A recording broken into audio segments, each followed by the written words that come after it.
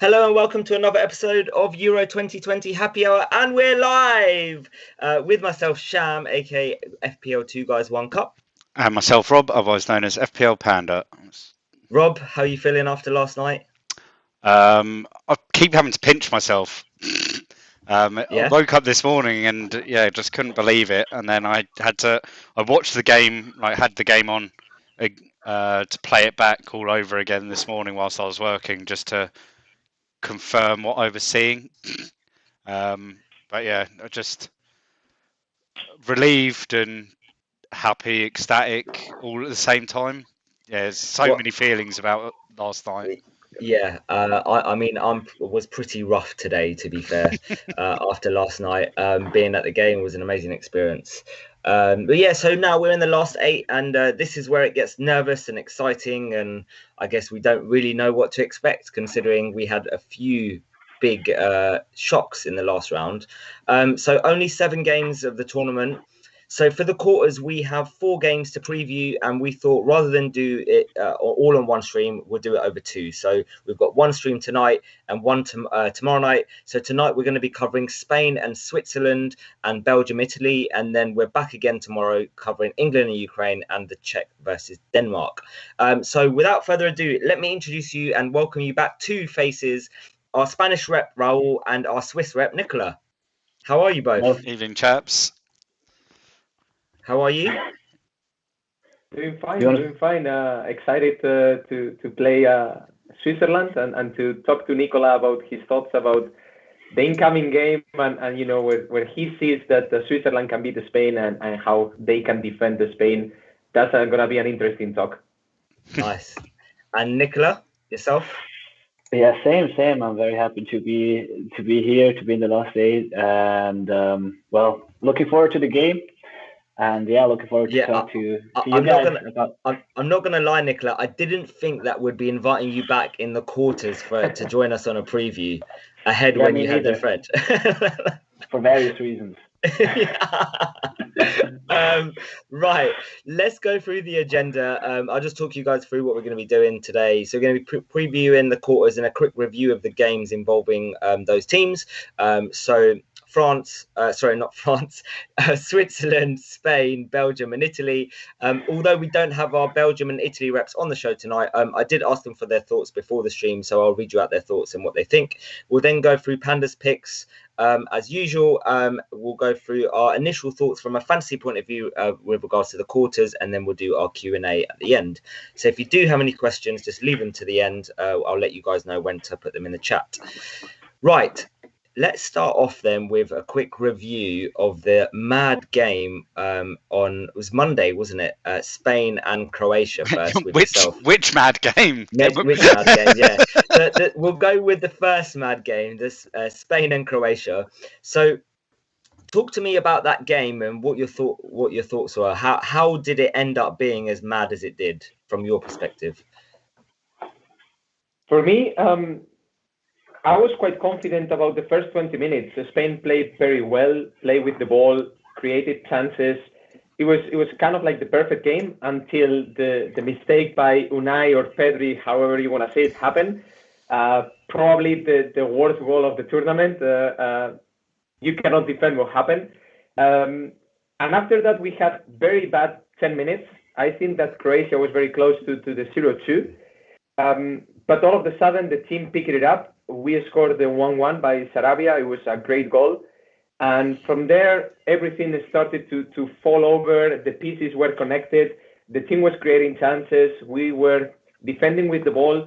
And, progressively, we moved to 2-1 and then 3-1. When everything seemed to be perfectly fit, Spain is also a very good team to protect themselves with the ball, to keep the ball away from Croatia. You could see players like Luka Modric that they were not getting enough touches in the ball. So that was quite a good feeling. But all of a sudden, 2 mistakes by Spain, 2 defensive mistakes that could have easily handled, led us to 3-3. And not only to 3-3, but to the feeling that the 11 players that they were on the pitch, they were players to keep the ball away, but they were not the players to solve the game or to go into extra time. So it was kind of like a scary moment because the momentum was with Croatia. However, extra time started and Morata scored a fantastic goal. That's what we were demanding from our number 9. Actually, he's the number 7, but okay, from our number 9. And then it was a very it was a fantastic finish with his left. A ball that didn't look like a threat. And if you have to ask me, Spain is not a team that is gonna score a lot of goals from cross header or cross chest volley. That's not how we usually score goals. And then when Croatia opened it up, it was a good moment for Oyarzabal to score the 5-3, and we had kind of like 15 minutes of rest.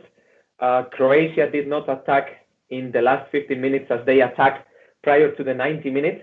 So it was quite a good feeling because if you exclude the 3 mistakes on defense, the first goal and then the other 2 goals, the team played very well. The subs were phenomenal. All of them contribute to the final 5-3. We got the ball. We created chances. It was a good feeling. So right now, the scary part is that Spanish media, Spanish people are thinking that we have chances to bring the trophy to Spain. And when you start to have overconfidence, that's when problems might start to arise. And to talk about how problems of overconfidence can happen, we have Nicola to let us know what happened with France. Exactly. And with the Pogba celebration, game was not over. And right now we are facing a team that, and we can discuss about it later, we are going to face a team that they play very well as an underdog, and they came back from a 3-1 situation. So that should raise the alarms in the Spanish army, in the Spanish team, to do not lose the focus until the 93rd minute. What's your thoughts on how Spain have progressively done throughout the tournament? So obviously prior to this, the Croatia game, you guys you weren't looking clinical. You were creating those chances. Morata wasn't finishing. You brought in Moreno for those couple of games, and then you had the 5-0 win. And I think in the group stages you only conceded 1, right? Against Poland. So you look like a defensively well side, and then suddenly you're letting in 3 goals and you're scoring 5. What is that something that you expect from this Spanish side? What can we expect from them going forward? Because do you think that they're going to carry on scoring free scoring like they are, or keep it tight at the back, or both? For me, and I think that we discussed it in the first podcast, the team was starting the tournament with a transition period. And it fell to everyone after the first game that Luis Enrique and his team were missing 5, 6, 7 friendly games or qualifier games to reach the Europe Cup in a good shape. And I think that the first couple of games were kind of like a try and error for Luis Enrique, even though we are playing in a Euro game, until he found a way forward. And that way forward means that perhaps a Pilicueta being a defensive outside back is a better threat than Marcos Llorente, who is much more offensive. That might mean that 2 left center backs are not the best combination. And Eric Garcia, even though he doesn't have 38 games this season, might be a good solution. It also means that Busquets at 90% is still better for this team than Rodri at 100%. So it felt like the transition period was needed, that the team needed 3, 4, 5 games to start looking to what Luis Enrique had in mind. And I think that that's what we saw against Slovakia, and that's what we saw against Croatia, and hopefully that's what we are planning to see against Switzerland and moving forward. Sorry, Rob, just quickly. Rob, is the stream okay your end? Yep, don't worry. Yeah, I'm sorry. Okay, cool. Sorry, go on, carry on. No, that's fine. And I was going to say that also we mentioned it in the first podcast. Spain, because of the type of player that they have, or that we have, is not a team that can go and fight for a 5v3 as the other day. No, When we have won tournaments, 2008, 2010, 2012, it was 1-0, it was 2-0 games. We must be very solid in defense. We must be very solid in defense with the ball, protecting ourselves with 65, 70% of ball possession, and scoring one goal. That's our key for success. Games like this, 3-3 or 5-3, could happen, but that's not what we expect to happen from Spain. And that does not mean being defensive, it means protect ourselves with the ball. Okay, before we move on to the other mad game on Monday, just quickly, Rob, what's your thoughts on the... Let's see it come back.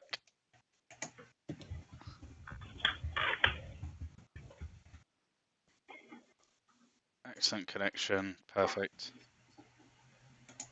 Just wait Good to go? to come back. I'll be back. Not yet.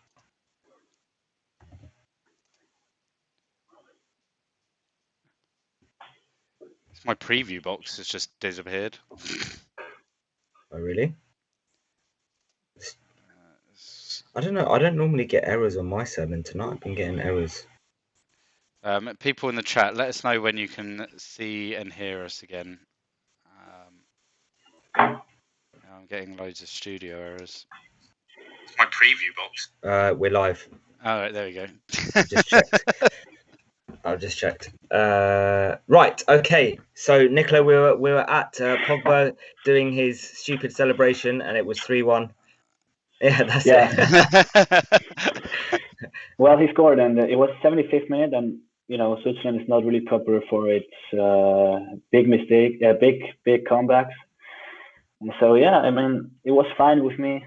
We lost, but then all of a sudden we made some changes, and I think like the Spain changes, it was a bit of weird ones.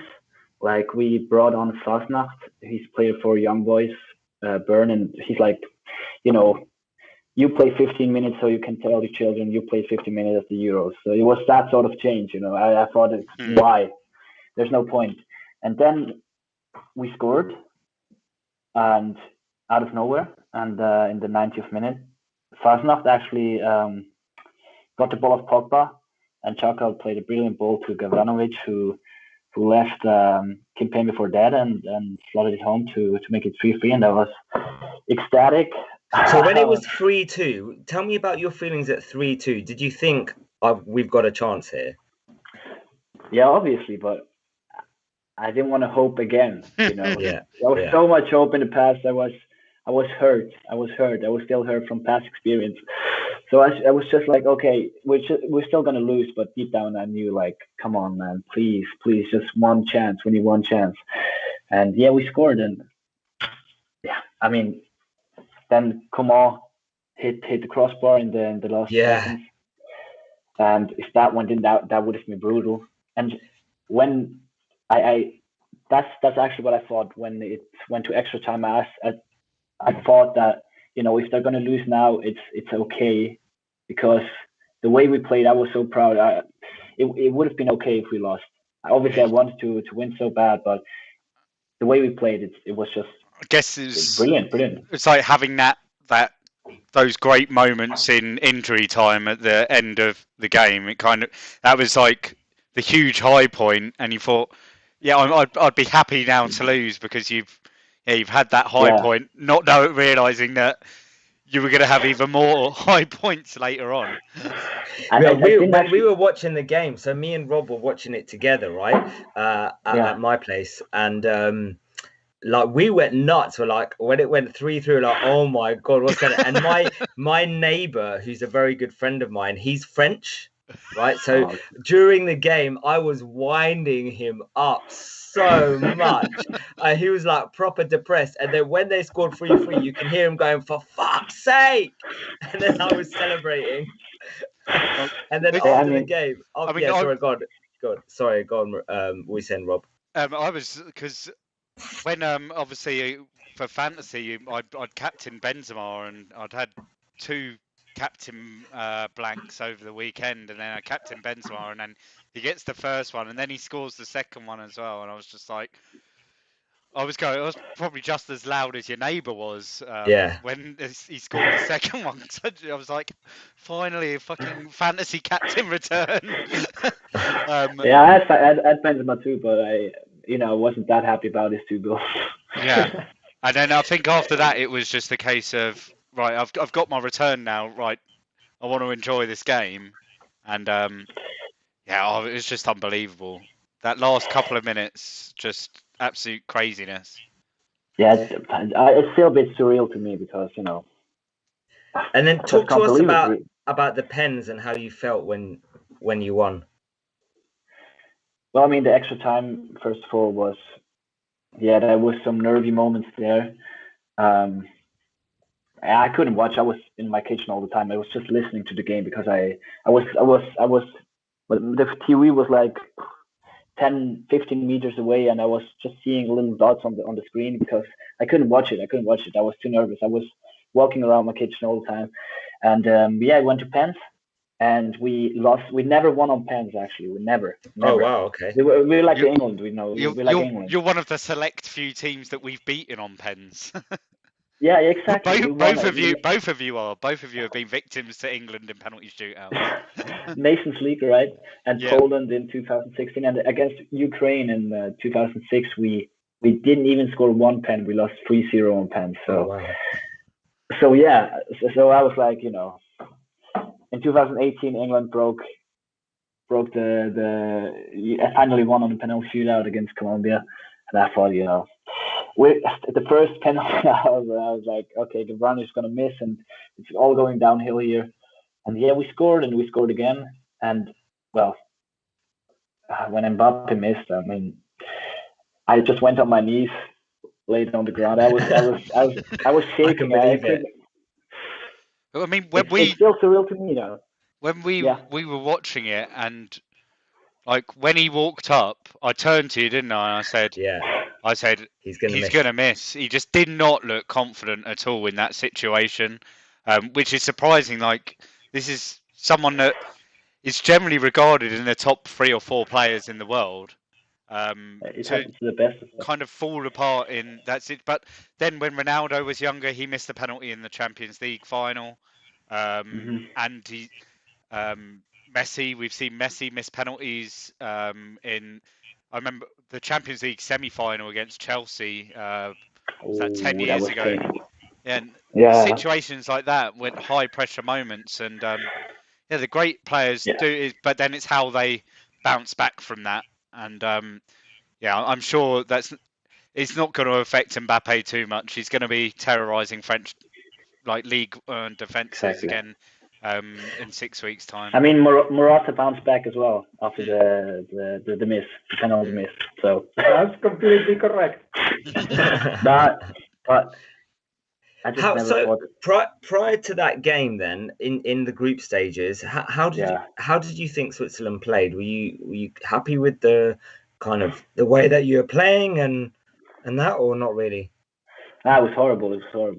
The first 2 games. Against Wales, it was, I don't know, it's 1-1 draw. Very poor performance in general. Didn't really, no real connections. I think Rodriguez at left wing back is way too slow. We changed that in the third game against Turkey, but he was horrible. Mbappe wasn't really great as well. So it was a very poor performance against Wales, which was topped against Italy. It was the worst performance I've seen in a long time from any team I watch.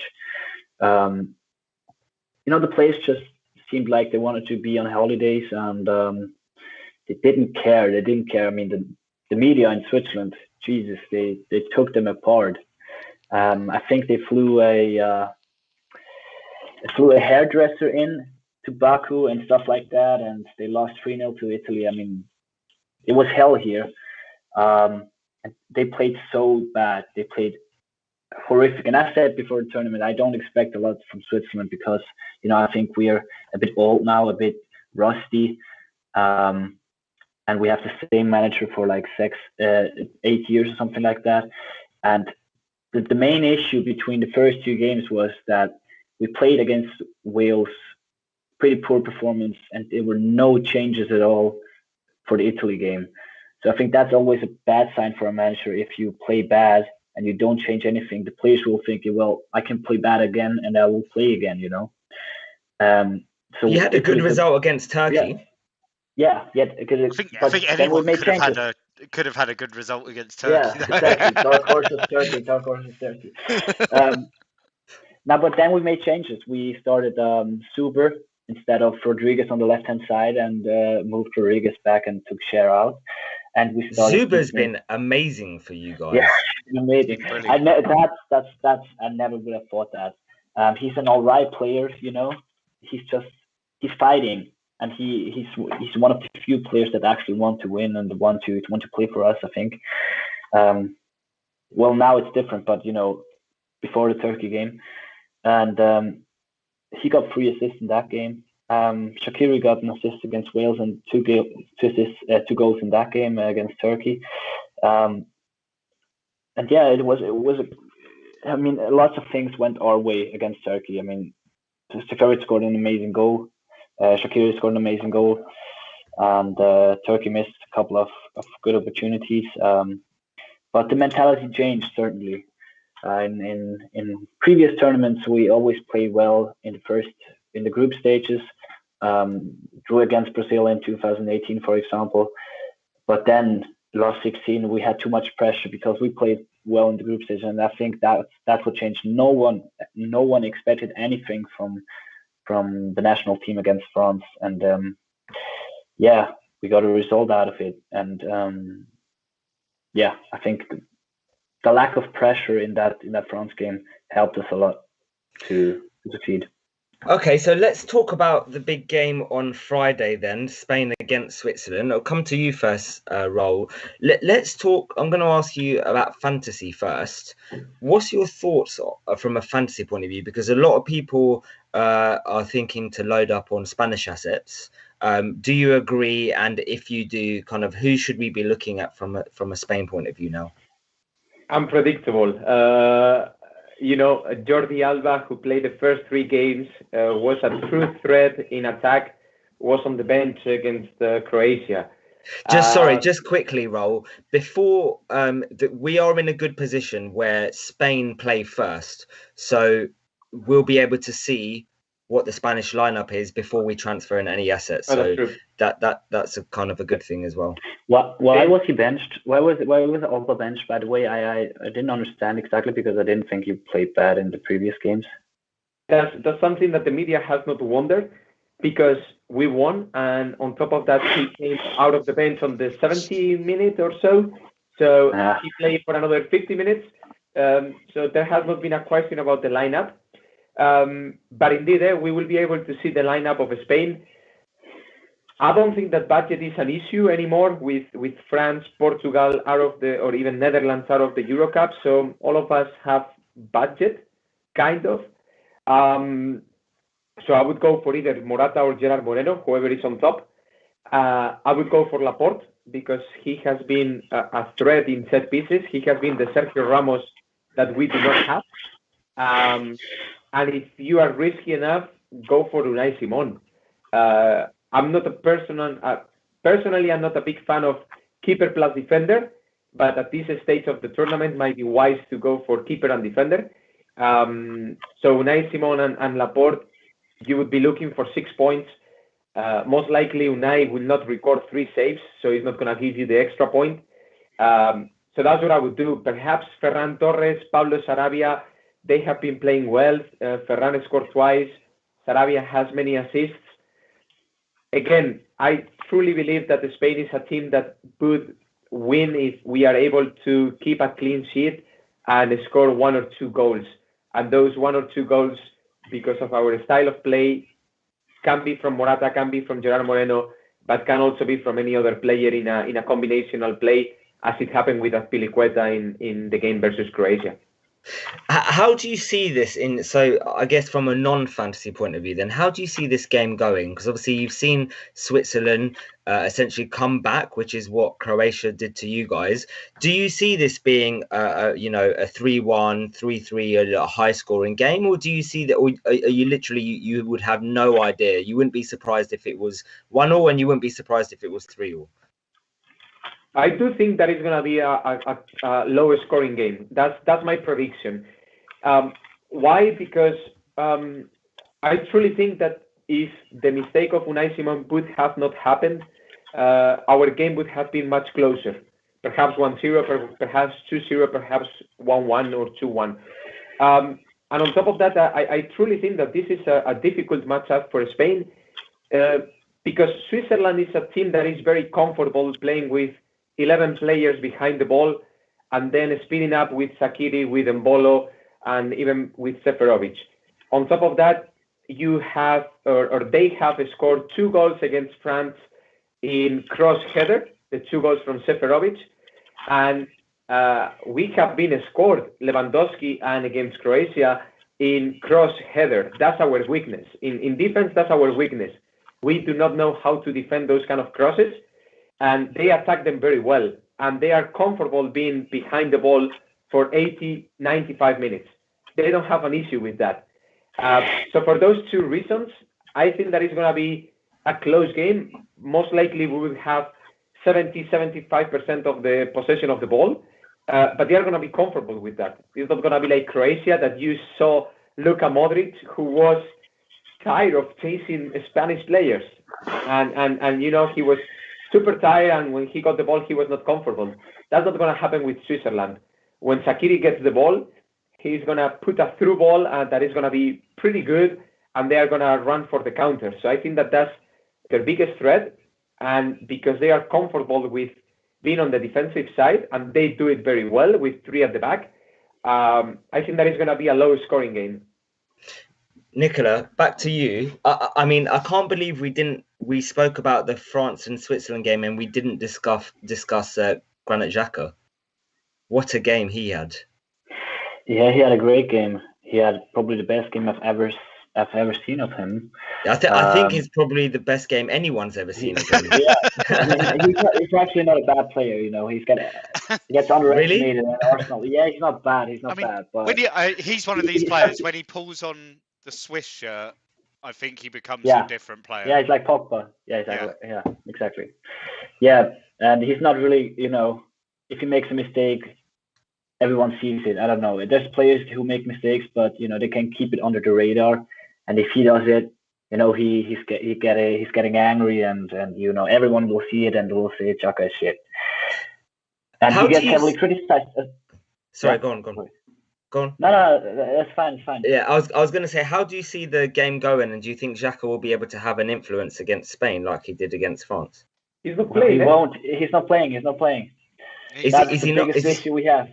He's suspended. Is he suspended? Oh, right. Do you think he'll be a big miss for you? Yeah. That will be maybe that will decide the quarters, I think, because he can be replaced. We have Zakaria, for example, from Gladbach, which is a great young player. So quality-wise, I don't think. Well, he is a big miss, but he's not. We have similar player. But the issue is the leader role of Xhaka is huge. I think against France, without him, we would have fallen apart. He was pulling strings in midfield, but he was also keeping the team together, compact. And I think that could be the issue. If we go down to Spain, I think there's that player missing who can, motivate the players again and tries to do something. So yeah, it will be a huge miss, I think, for us. And yeah, only time will tell if that decides the quarterfinal. Do you think there's anyone worth investing from a Switzerland point of view in this game?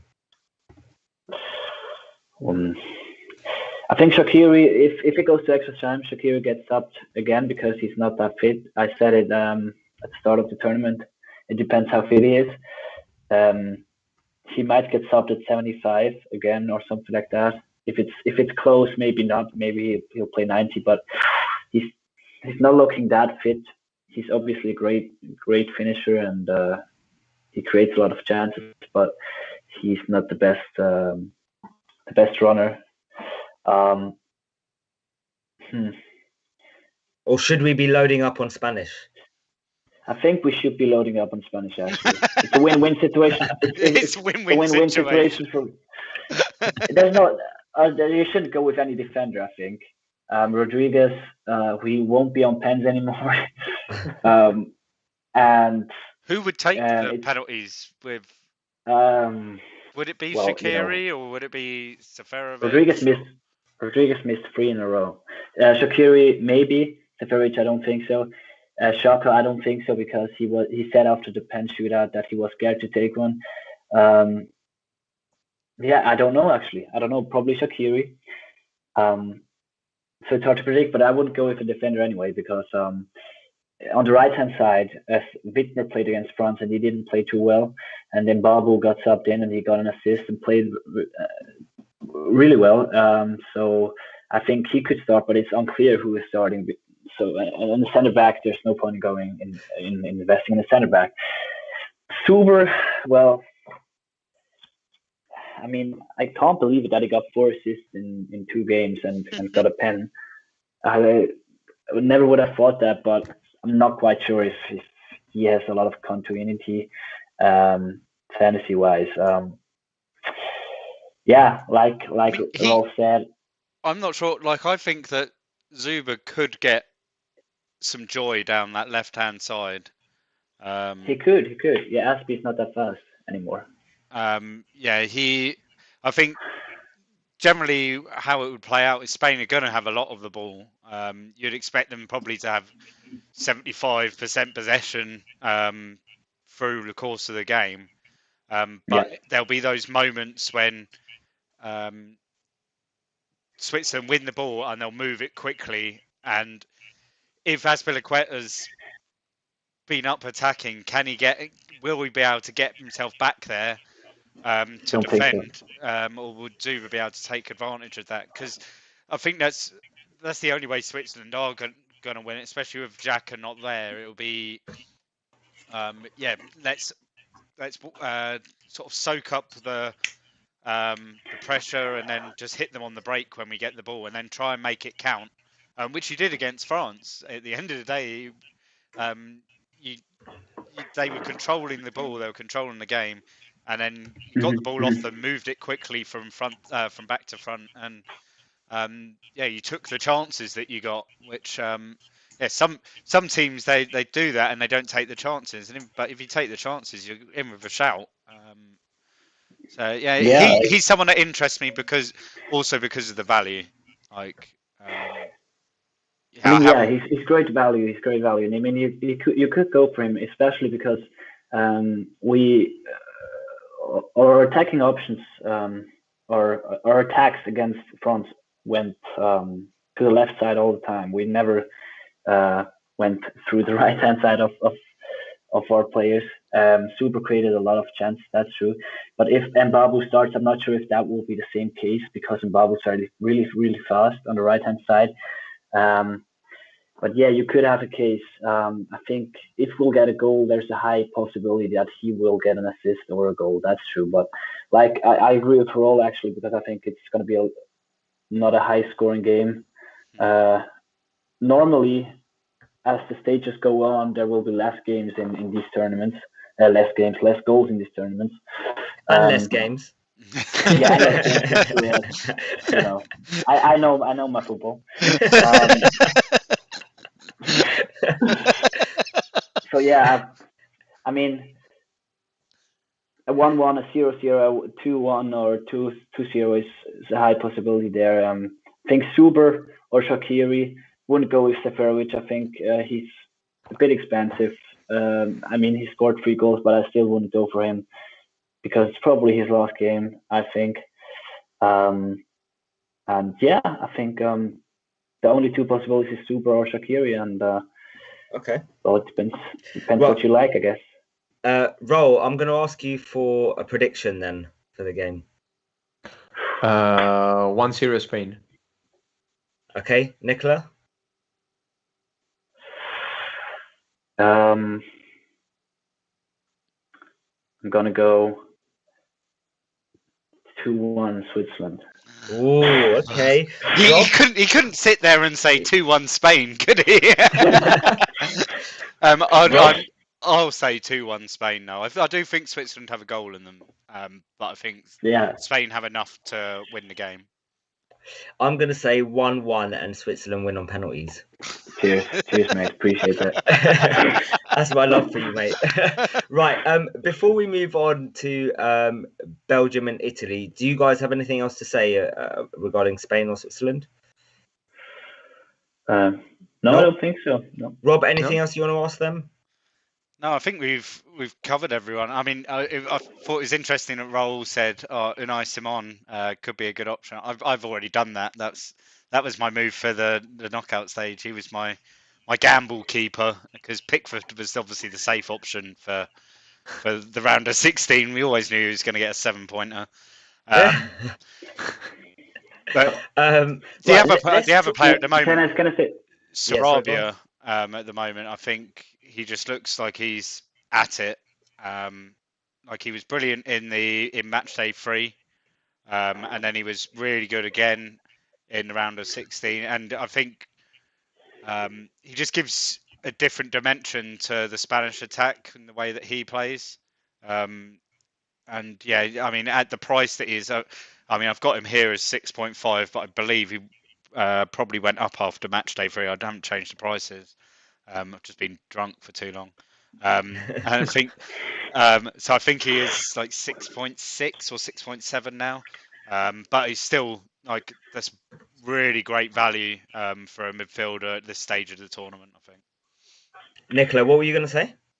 Yeah, talking about the Spanish defense, I would just want to say it again that you shouldn't go for any Switzerland defensive options because, don't go for any because even if there's possible attacking returns, we didn't even keep one clean sheet so far. So just don't go for anything. It's not differential. It's not good. It's differential, but it's very bad. So yeah, just wanted to say that again for the viewers. Okay. Right, let's move on then. Belgium versus Italy. Let's talk about the last 16 game first. So Belgium played Portugal. Raul, what did you think of the game? I think that Belgium play pretty good, especially in defense. When you play against Cristiano, Bruno Fernandes, Bernardo Silva, Joao Felix, and you do not concede, and personally, I do not remember Thibaut Courtois making any good save other than one to Ruben Diaz. I think he was heading a ball that it was really close to his body, but it was a good reaction from Courtois. Other than that, this team with so much talent in front does not create any chances.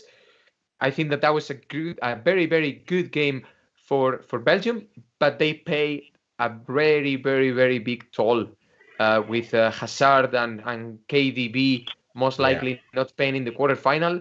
That's a huge, huge penalty because what I noticed is that, as Nicola was saying about Xhaka, that when he wears the Switzerland t-shirt is a different player. The same is for Hazard. His last 2 seasons at Madrid, they have been awful, very bad seasons. The other day watching him play, I was like, okay, this is the Hazard from 2 years ago. So I'm very confident about Belgium, but then I look into Italy, and yeah, for me they have been the most solid team of the tournament. So it's gonna be a close one. Nicola, what did you think? Any additional thoughts from that? I would actually have to disagree with Raul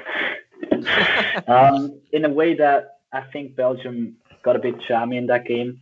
I think Portugal was good offensively against Germany, but against Hungary they were pretty harmless in the first 70, 80 minutes. And I think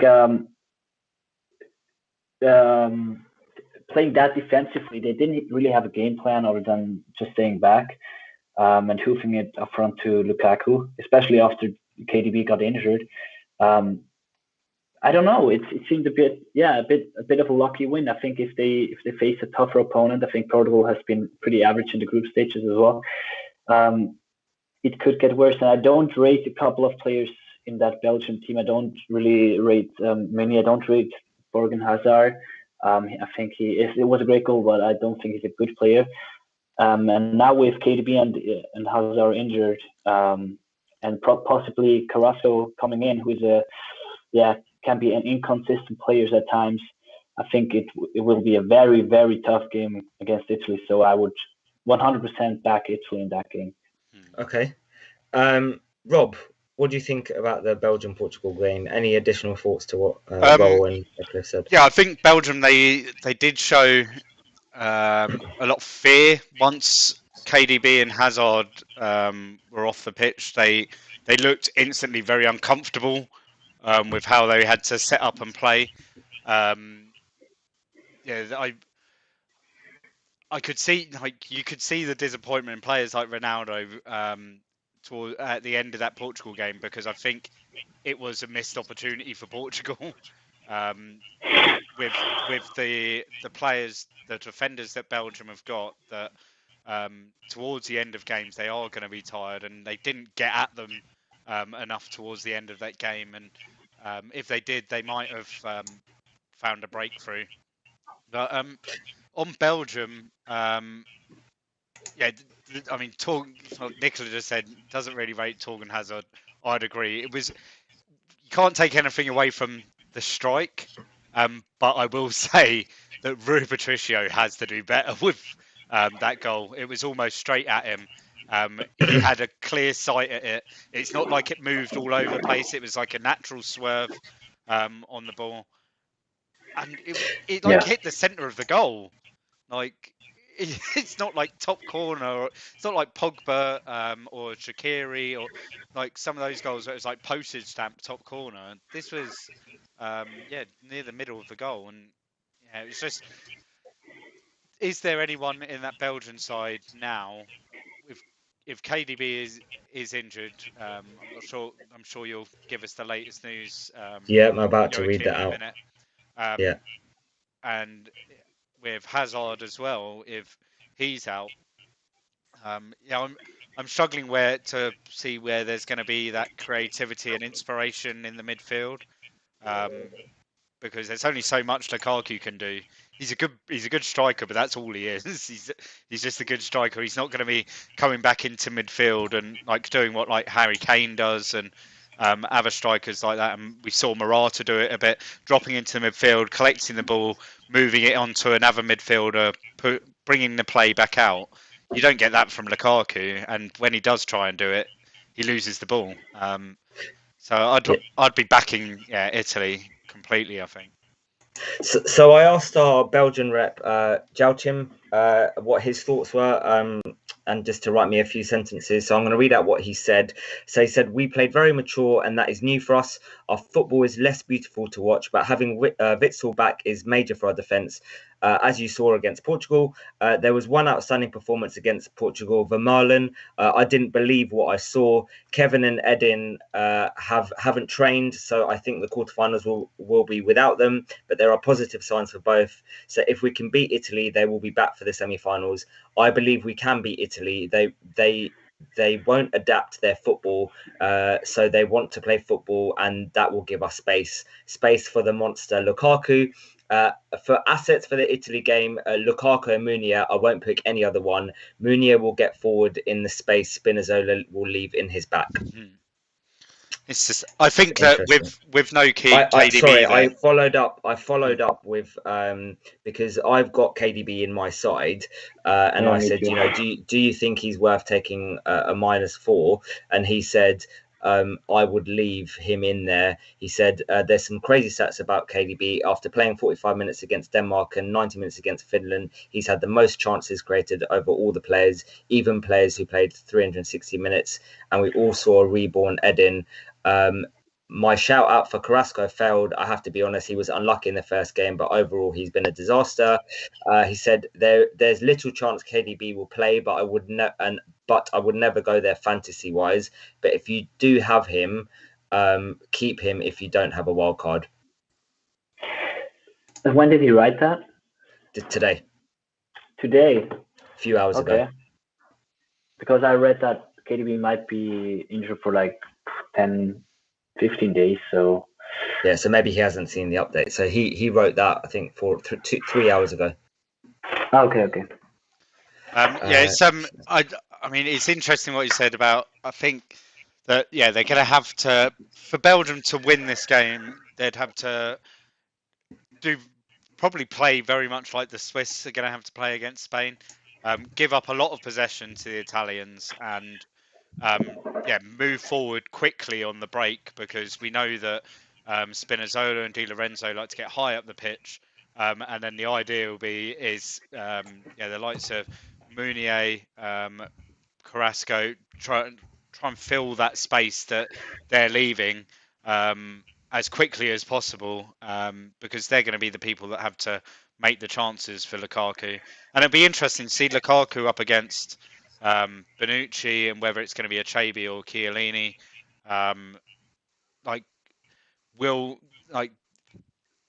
Has he got one up on them already from Serie A season? Can he use that experience that he's already got to play that his way? Yeah, let's talk a little bit about Italy then. So we nearly got an upset on the first game, 0-0, and obviously we had an Arnautovic goal that was offside, and then they scored a couple of goals in extra time and obviously ended up winning. Nicola, what was your thoughts on that game? Did you think much of Italy? Was it a lot of people were had like a triple up in attack from Italy? Did you see much there from that side? Well, it was a very solid first 45 minutes. I thought against a good Austrian side. I mean, every 11 players from the Bundesliga they have, or 9 players from the Bundesliga under Arnautovic. But the second half was horrific. What I think is that it's always dangerous if a team plays a good group stage or a brilliant group stage. They might get overconfident. Then something like that happens. It happened to the Netherlands in 2008 when they beat France and Italy 3-0 and 4-1 and lost to Russia in the quarters. And when you play too good in the group stages, you can get overconfident. I think that happened to Italy. They were surprised by how compact and solid Austria were. And I think that will change again. So I wouldn't triple up on Italy again, but I would definitely double up on defensively and maybe double up attackingly. Roll, do you think for people that have already got like maybe 2 or 3 Italian assets, it's worth getting any more, or it's just kind of a case of it's better to go on the likes of Spain, England, Denmark? This is the game where I would not add any players to my team. That's my personal advice. I think that I'm the only one who sees this game as a 50-50. I think that the rest of you see more like Italy with higher chances, but perhaps no more than 60%. So I would stay away from many assets from either team.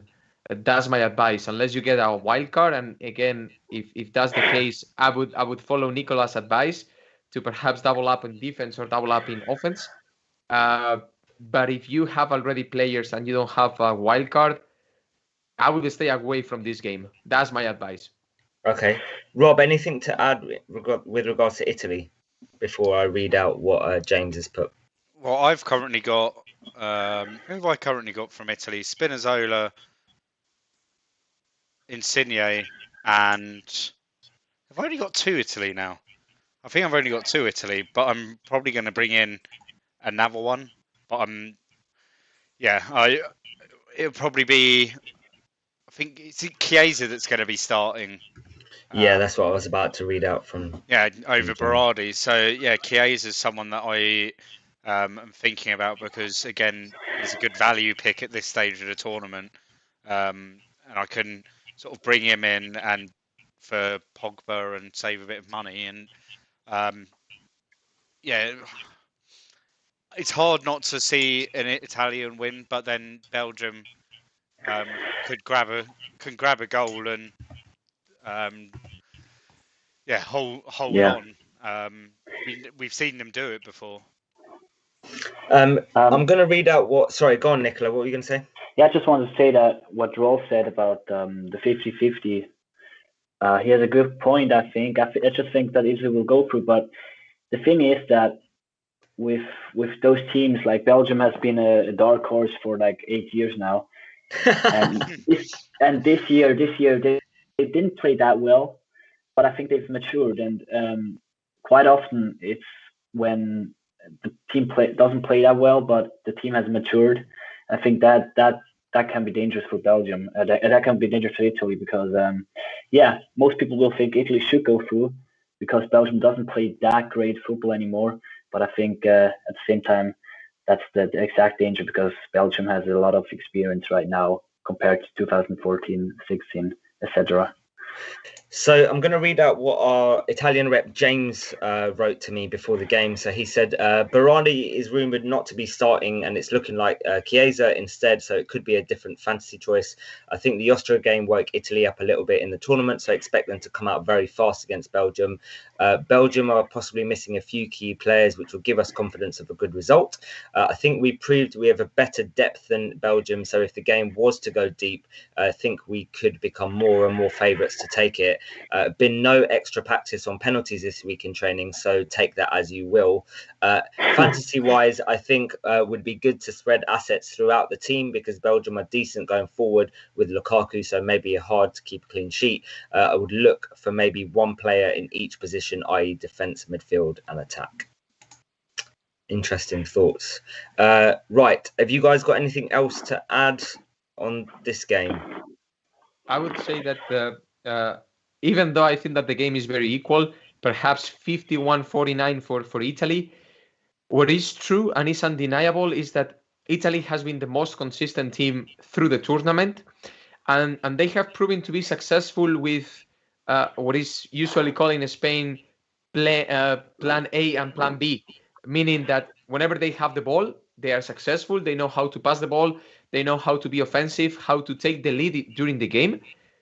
But they're Italians. Mm-hmm. They also know how to defend. They know how to play catenaccio. They know how to counterattack. And this is an Italian bloc that has been proven to be successful in both sides or playing both styles. So for me, up to today, they are the most dangerous team or the most solid team, I would say. Okay. Right, so that is the preview of both of, I guess the top half of the draw, as you can call it, or the left side. I don't know whichever side you look at it as. So we'll be covering the other two games tomorrow. So tune in back then.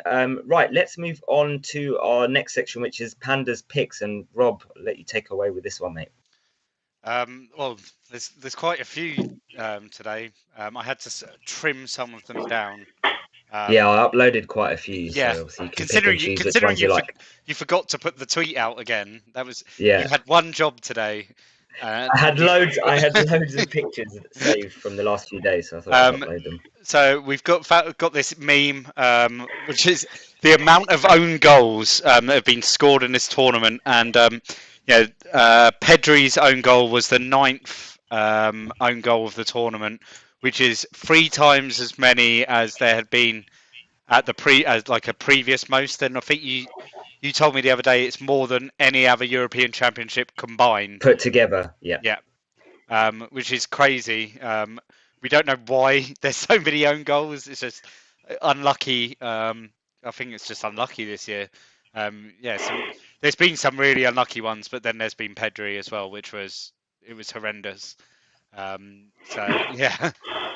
Dubravka's got to be my favourite one, though. Oh yeah, the volleyball pass into the net. Yeah.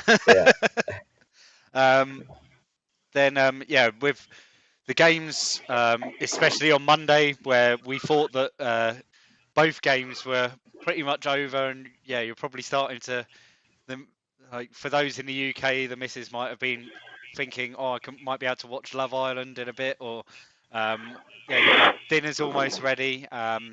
But and then extra time crept up on everyone, which then leads us on to this one, which is Mbappe following. I think it's just very underwhelming, and we touched on it earlier with Mbappe in this tournament, and we know how good he is, and I think maybe everyone was just expecting too much from him, with France going into the tournament as a really big favourite. Do you think there was a lot? He didn't even score a goal in the whole tournament. Yeah, and we saw against Switzerland there was when Pogba played him through, and the ball's sort of come into him, and it sat perfectly for him to take it on his right foot, and then he's let it go all the way across him, and narrowed the angle for himself, and then it's given the Sommer a chance to close the gap and make the save. It was really poor. There was this one, and I saw another one which was a FIFA card, and he was called Crappe. Crappe. Yeah. You guys, Nicola and Roll, you guys won't. You might not know who this is. Yeah, no, I think I know. So this is Robbie Savage, who was reporting for BBC over the course of the tournament, and this is what he dresses up to report as a pundit on UK television. He's like the most poorly dressed pundit out there. Even last night, you had like Rio Ferdinand, Alan Shearer, and Lineker all there in their nice suits and everything, and you got bloody Robbie Savage turning up for the round of 16 game for Wales the other Women's day. Clothes. And middle-aged woman. What is he wearing? I mean, we could talk about what he's wearing, and then we could talk about his commentary skills. I'm glad they took him off the commentary for that game. Then next up, this is probably Nicola the other day. Yeah, he's popular now here. You know, he got a free ticket from the what's it called?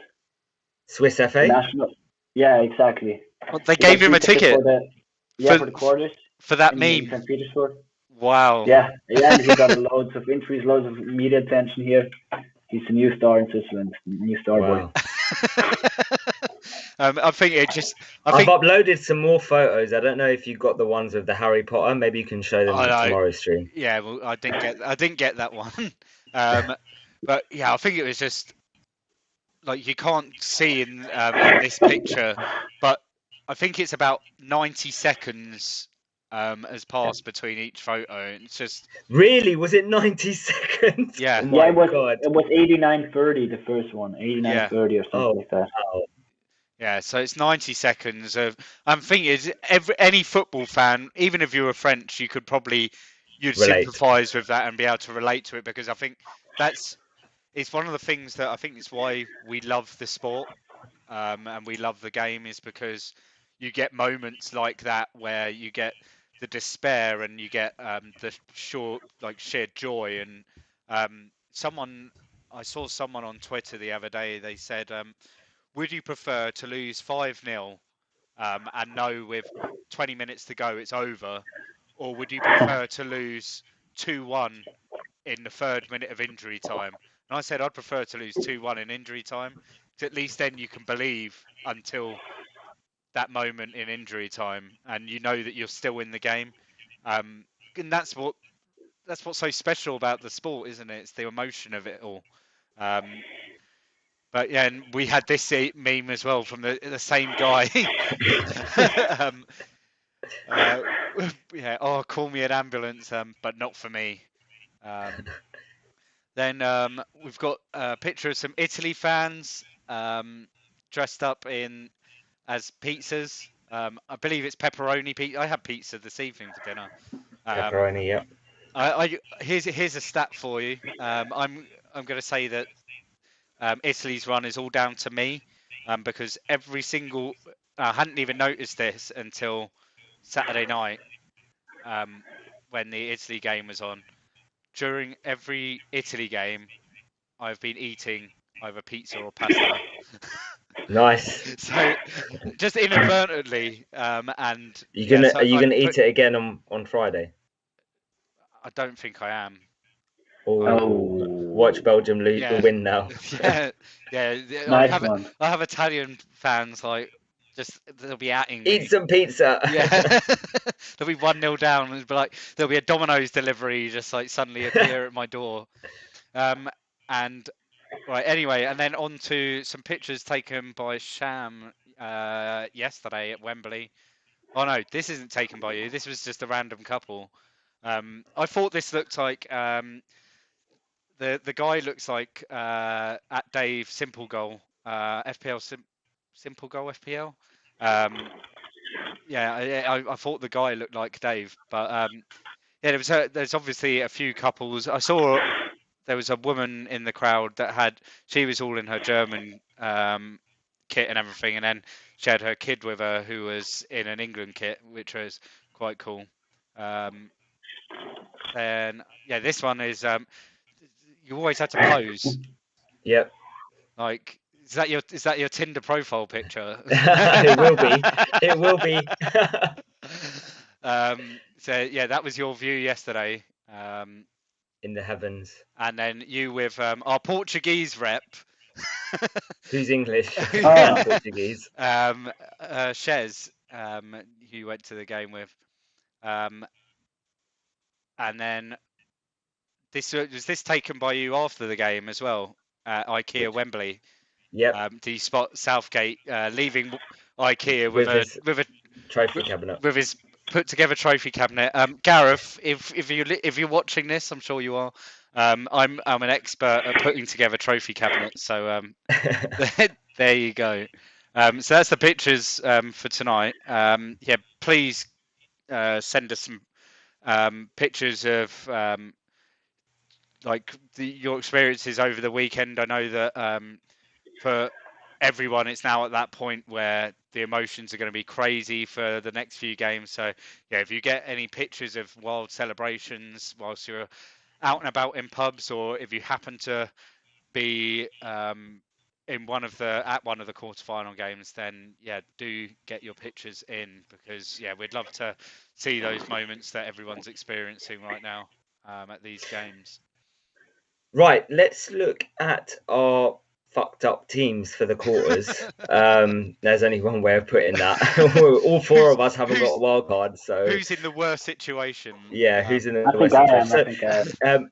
Let's have a quick look of how we're looking and our initial thoughts for how we're going to be looking like for the quarters. If you guys have any questions, pop them in the chat now, and then once we've gone through each of our teams, we'll get them answered. So who's this first? This is Raul first. That's me, yeah. 20 minutes ago, I said that I personally do not double up keeper and defender, and rather you see Donnarumma and Spinazzola. So cheers to me. No, I have a big issue because only 3 subs, and I have Depay, Benzema, Wijnaldum, Dumfries, and Lloris. So 3 subs for 5 players not playing. On top of that, Berardi and Gerard Moreno. Meaning that, and Forsberg, that's another one that I forgot. Kevin De Bruyne as well on my team. So that's gonna be very tough. To be honest, based on my experience on regular fantasy, I'm not a big fan of -4s, especially in this kind of tournament. I think that is kind of like a gamble, because if you pick a player, he scores 2 points and he gets eliminated, is a double issue. So spoiler alert, I think that I'm gonna play with 7 players. You're gonna go for 7. You're not gonna take a -4 or anything? I don't think so. I think that I'm gonna go for a 7 fit players, and on top of that, Gerard Moreno, KDB, and Berardi. Any reason why you're not going to take any -4s? Yeah, because okay, I take a -4 on, and I bring, I don't know, Harry Kane, and all of the sudden England does not go through. Then I have the same problem as I had before, plus an extra player to take care of. Yeah. I'm kind of scared of bringing or removing a player that is no longer playing to bring a player that is going to give me 2 points, meaning -2 overall, and I need to sub him off for the semi-final. So I'm gonna play a little bit on the prediction. Perhaps that's not the best advice, but I'm gonna stick to my principle. Let's say that way. Okay. Let's have right. Nicola. Yes. What's your situation? Well, I'm looking at my team on my phone right now, and well, yeah. Have you switched your phone off? Yeah, I should do because my team is just, oh my. I have Sarabia who will play, I think, right? You probably play. Immobile, Spinazzola, Mele, Donnarumma, and Berardi and De Bruyne, and that's it. That's 7 players, and 2 of them probably won't play. Yeah, I'll take some -4s, to be honest. Are you still in the Reps League? I am. Oh, okay, interesting. Oh, I'm not. No, I'm not. Do you mean the Rep competition? In the cup? Our Yeah, tournament. I'm out. You're out. It was Raul, are you still in it? Heartbreaking, was it? Hell no, I'm out. Are you still in it? You're out as well. Okay. Okay. Heartbreaking. So yeah, I'll take a couple of -4s. Who are you thinking to bring in?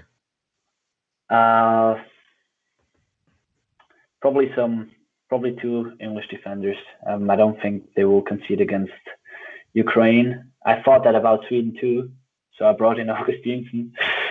Went well. And probably Sterling. I think triple up on England. I don't know. I mean, I'm out of the tournament anyway, and well, I think if England scores, yeah, Sterling has a high possibility of getting assist or a goal, I think. And like Rolf said, Belgium, Italy, I wouldn't target now. I mean, if you have players, keep them because, well, you can't get rid of them because you probably don't have enough transfers, right? Switzerland, Spain, maybe go with a Spanish defender, and Denmark, Czech Republic is a very hard game to call. Maybe bringing in Damsgaard or another Danish defender, because I think Denmark will go through there. Roll, just a quick question for you.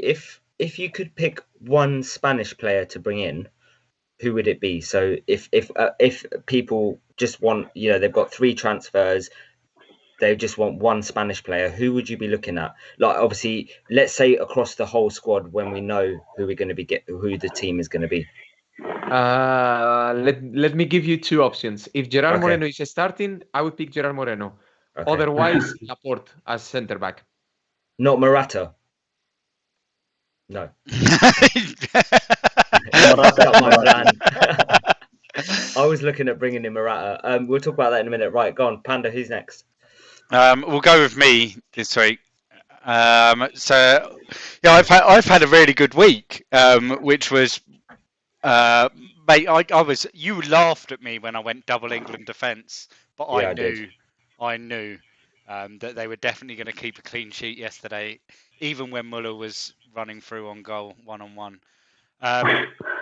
But yeah, I'm in a bad way as well. With I've got 7 players out. Berardi, I'll leave Berardi in because he will probably feature during the game. There's no point worrying about that. I'm probably going. At the moment, my thoughts are it will be Dumfries to Stones. It will be Benzema, Griezmann for an attacker of some form, but I'm not sure who. Thanks for the advice. It might be Kane. Basically, the way that great advice there. It'll probably be Griezmann for Kane,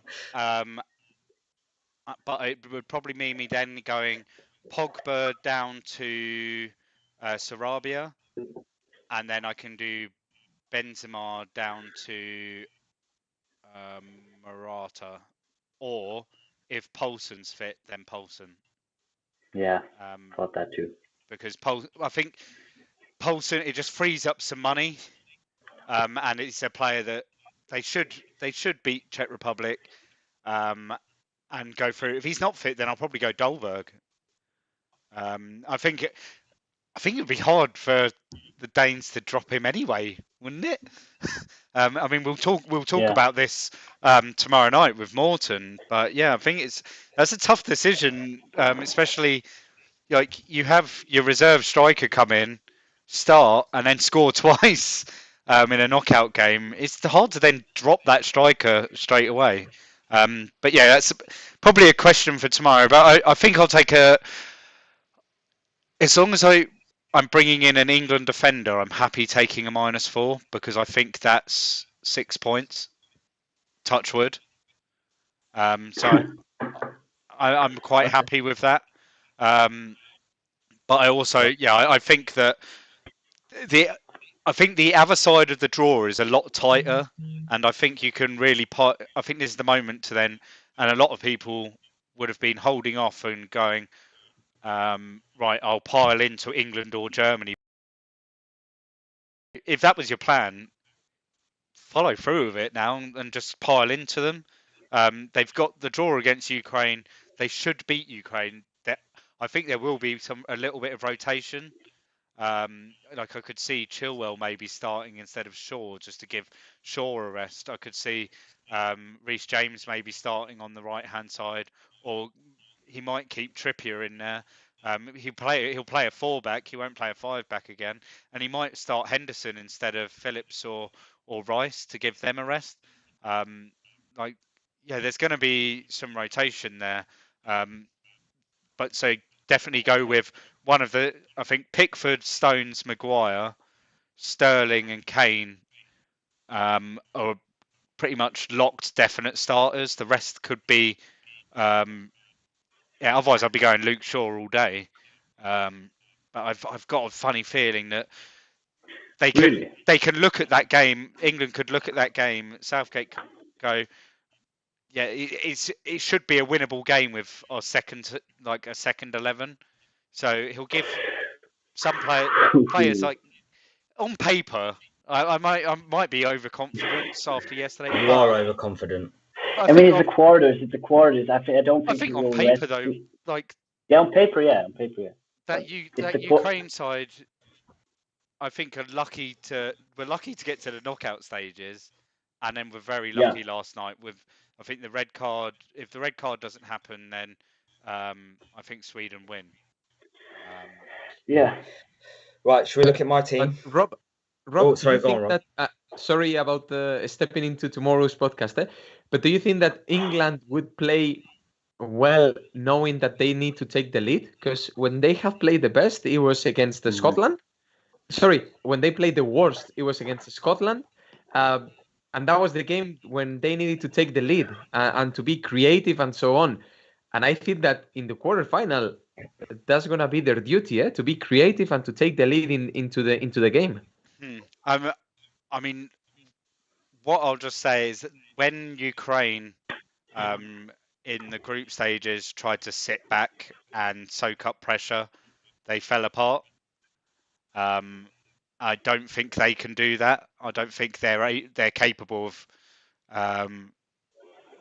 letting a team play the ball around them too much. So this is where I have a confidence. I think they'll have to come out and they'll leave spaces for the likes of Sterling and Kane to take advantage. It's just that, I mean, I might feel differently this time tomorrow, but at the moment, it's hard not to be confident about it. Sitting there and watching England's performance and then watching Ukraine's performance, it's hard not to be confident about that game. Yep. Right. And I mean, it's all right for us to be confident. It's as long as the players don't get overconfident, then it's okay. Right, my horrific team. I've got 6 players playing, and no wildcard and KDB. So 6 plus KDB. So I'm debating whether or not to take a hit to have 10 players and KDB, or to just go with 9 and KDB. The ones that I'm looking at the moment were I think I sent it to you, Rob, earlier, wasn't it? Maguire. I'm thinking about bringing in Stones, Maguire, Sterling, and Morata, which is what I was asking you about Morata. But now you're kind of convincing me not to get Morata. So I don't really know. I think Sterling is a definite, and an England defender is a definite. I then just got to decide who else to get, whether or not I get one or two more. I think with Morata, it could go one of two ways. That goal in extra time, it was such a good, tidy finish. It could either get him to kick on and really perform well, and then he goes and gets another 2 goal. He goes and gets a brace on Friday, or he'll just come back into his shell again, and that confidence, it just won't be enough to really fill him with confidence, because he needs to be filled with confidence, doesn't he? Yep. But I think I agree with you, Robert. He can score a brace, or he can play 59 minutes and miss a penalty kick. You pick. If Sham captains him, that's what's going to happen.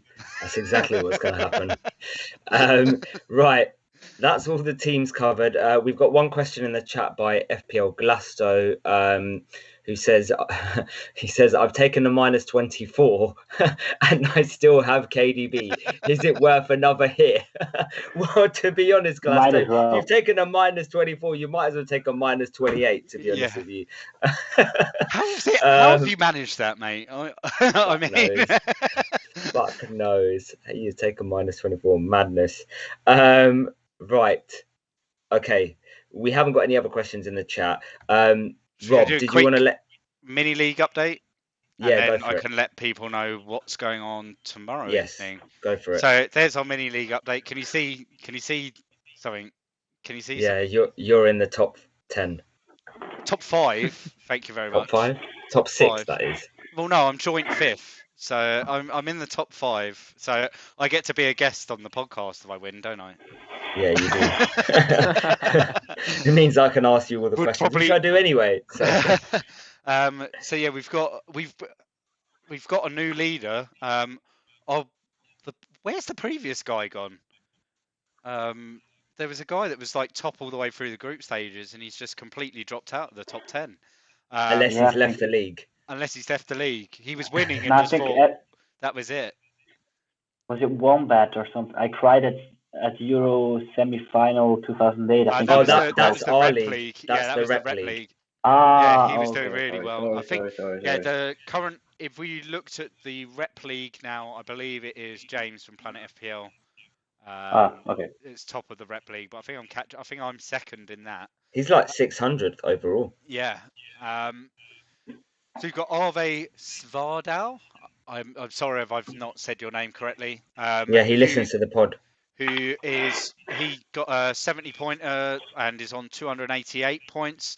Flapjack, FPL Flapjack, got a 93-point week, which is crazy.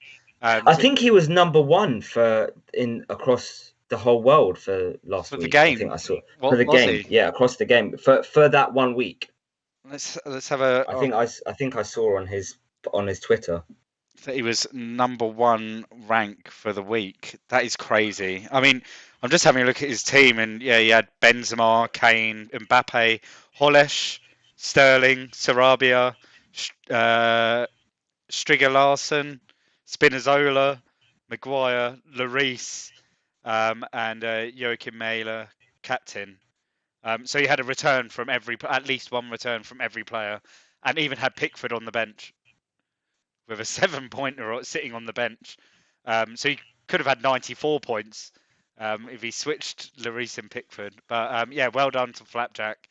He's fired himself into contention.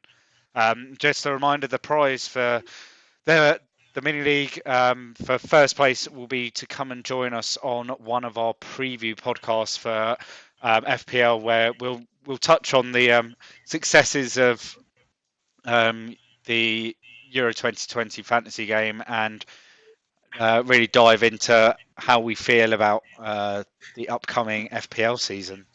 Just to confirm, he was number 1 in the world. Number 2 had 90 points, and number 3 also had 90 points. Yeah, so he was top in the world. Shout out to Flapjack for that. And then tomorrow night, we're going to be chatting about the bottom half or the right side of the draw, which sees England face off against Ukraine on Saturday evening, and Czech Republic take on Denmark just before that. So we've got at FPL Cycling, our Danish rep is going to come back once again to talk us through the impressive Danish side. And we'll have at Matej Simpach, I think it is, who is our Czech rep, and he's going to talk us through how he feels about the Czech Republic making it to this stage of the competition. And we'll be discussing there all the respective round of 16 games from that side of the draw as well. And that'll be 9 o'clock on tomorrow evening or Thursday evening. So, or tonight, or depends when you're listening to it, really. It's next time it's 9 p.m. We'll be live on YouTube, and then the audio will be uploaded shortly after. Perfect. Cool. Raul and Nicola, thank you very much for coming back. I guess we won't get both of you back on the pod, but we may get one of you back on for the semi-final or final, depending on which one of you makes it.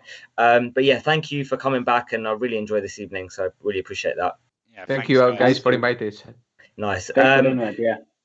To the listeners and the watchers, thank you very much for listening and watching. Remember to like, retweet, subscribe, and all of that jazz. And we'll catch you tomorrow night. Take care. Bye-bye. Cheers, guys.